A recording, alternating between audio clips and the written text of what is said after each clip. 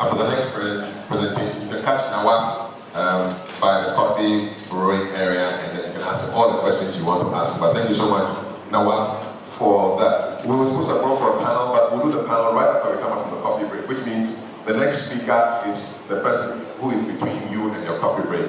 And the coffee break is at 11 o'clock, so the next speaker has 15 minutes, and I'm sure he'll do a good job. He's Chief of Communication at Metis Tao, and he's here to talk to us about building infrastructure for Web 3.0. Let's welcome Norbert Amankwan. Thank you very much, Kafi, for the awesome introduction. And I promise I won't take much of your time. I know how you would like to go for your coffee. And I'm really happy being here. It's always a pleasure to meet the blockchain community and talk about the innovations that blockchain is doing here in Africa, especially the light of the younger generation and how you are willing to learn and see the adoption of blockchain and how it's really solving the problems down here. As Kafi said, my name is Norbert Amankwan, and I'm the current community and Africa League for Metis Tao Foundation. A lot of people may not know what Metis is about, so I'll give a brief description of what we are building at Metis. So Metis is building a hub and empowering Web3. And currently, we started off by building a smart layer 2 network where we are scaling Ethereum layer 2, Ethereum as a layer 2.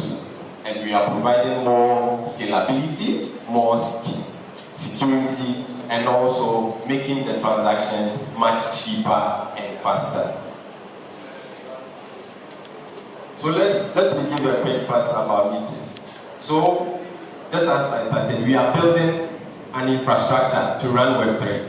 But we started off by building a smart layer 2, and currently our mainnet is called Andromeda. We launched about almost 4 months ago. We will be celebrating our 1-year anniversary coming November 19th. And so happy anniversary to Metis Forum. Currently we have about 94,000 active wallets as I checked this morning, and TVL around $150 million. And transaction fee on our network currently is around 1 cent. And swaps, which makes use of high smart contracts, costs around 3 cents, which is much cheaper comparing to the current Ethereum gas. So our ecosystem, we have a bigger ecosystem in this space. We are ranked number 3 in TVL in layer 2s. You can check that on L2Vs, and we have many protocols on our network, spanning from aggregators, from DEXs, all types of protocols in the blockchain can be found on our network. We have more than 50 projects, active projects that are builders on our network, and all these are contributing to the growth of the Metis ecosystem. Yes, so our team. We have a global presence for all our team members, with many of our team members currently in Canada, some in Asia, most of our developers in Asia, in USA, and Africa. We also have a global ambassador community, which is located almost in every country. We have a presence in almost every country. In Africa, we are present in South Africa, in Nigeria, in Kenya, in Zambia, almost every country that you can think of that is adopting blockchain to the highest level. Metis is there. So this is our team members. You can see Kevin Liu, Elena is the centralized coordinator. You can see the likes of Natalia Ameline, who is Vitalis Mana on our team. And so we have a global team and a big team building a hub for Web3. So our mission, Metis, we are building an infrastructure to run Web3. And you might wonder why I keep referring Web3 as an economy. So we see Web3 as incentive on the individual. Without this, talking about decentralization, data privacy, or anything of that sort being used, blockchain must be usable to the community. We should be able to use blockchain. And This technology is not ahead of time. It should be usable, and it is usable. We have DeFi protocols, many people using smart contracts to execute much complex transactions. And so we see this blockchain as being individual-centered. So let's take the key features of decentralization. As I said, it should be centered on the individual. We can't only focus on blockchain being decentralized and blockchain doing this and blockchain doing that.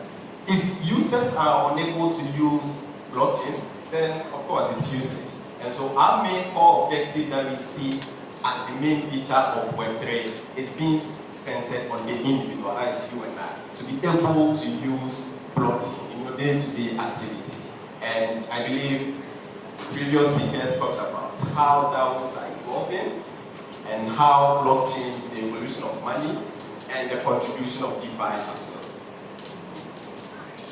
So I talked about blockchain being individual-centered.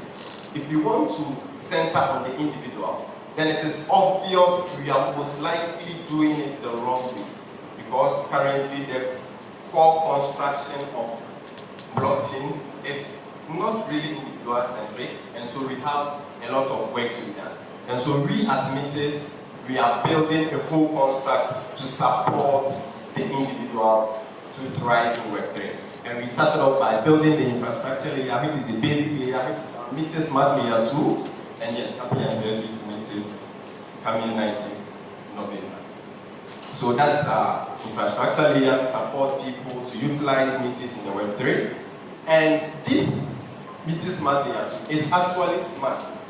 It's actually very smart as compared to the current layer 2 solutions out there. And my next slide, I will talk about how smart the layer 2 network is. And we also have a middle layer, which is an easy-to-use wallet and an all-inclusive Web3 ID. And we'll talk about that in the subsequent slides as well. We also have the application layer, of course. The speaker on DAOs made a good presentation talking about this, the evolution of DAOs. And I'm going to talk about something different, which is the DACs.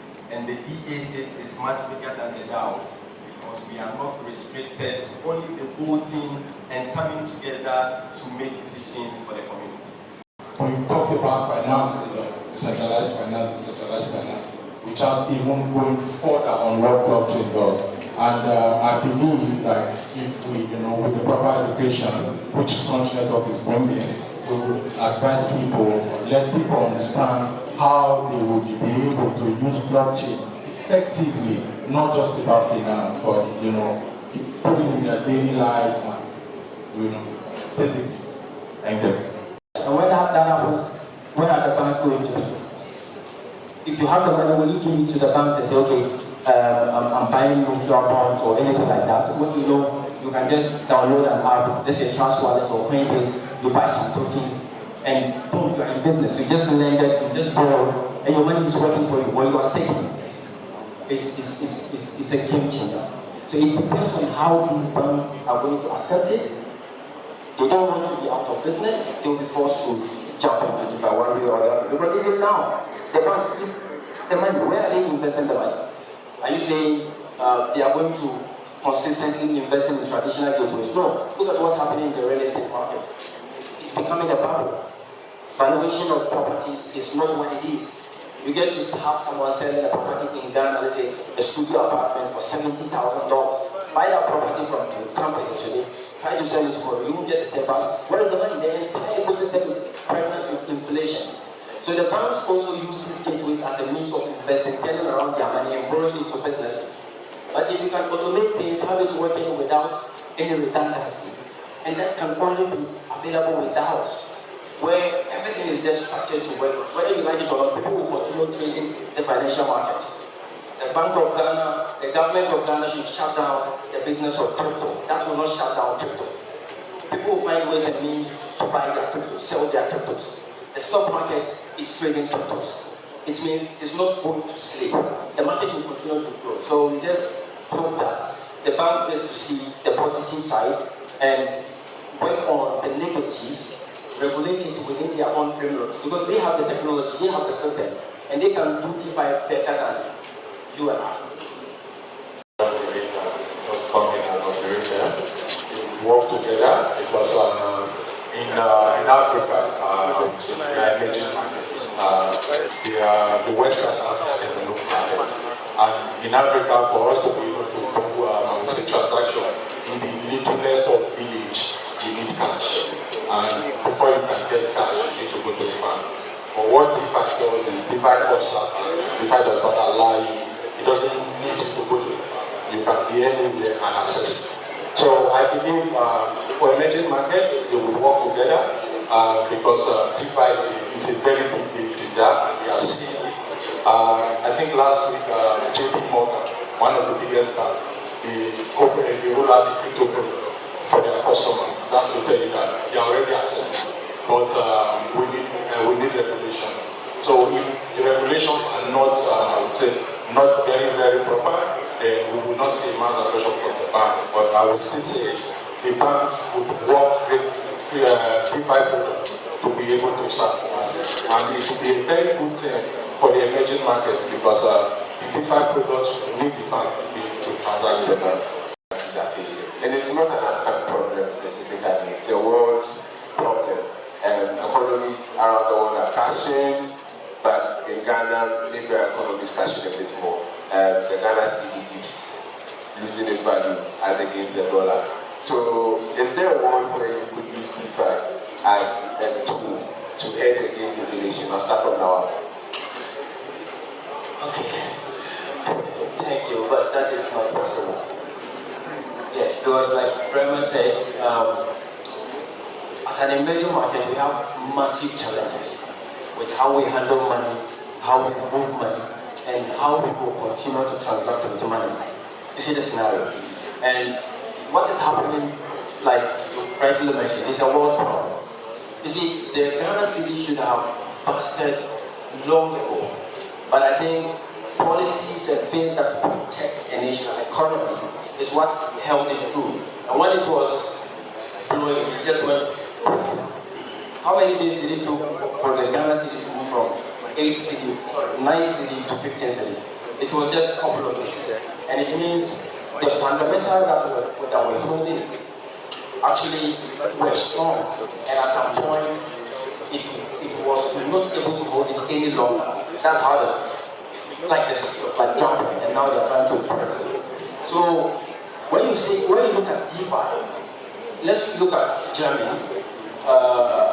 It's a huge economy when it comes to payment systems, fintechs, the banking, and all of that. Like, I don't know if it's possible for you to walk into a bank and withdraw 10,000 euro cash from Germany, like so easy. It is not. If it is $1 million payment you are making, you can, at a comfortable position of wherever you find yourself, fast and like transact. But look at Ghana. For example, those of us running startups, we need money to survive, right? And we are in the business of trading money. And if you are in the business of trading money, you must see money, work with money. Like, you need money.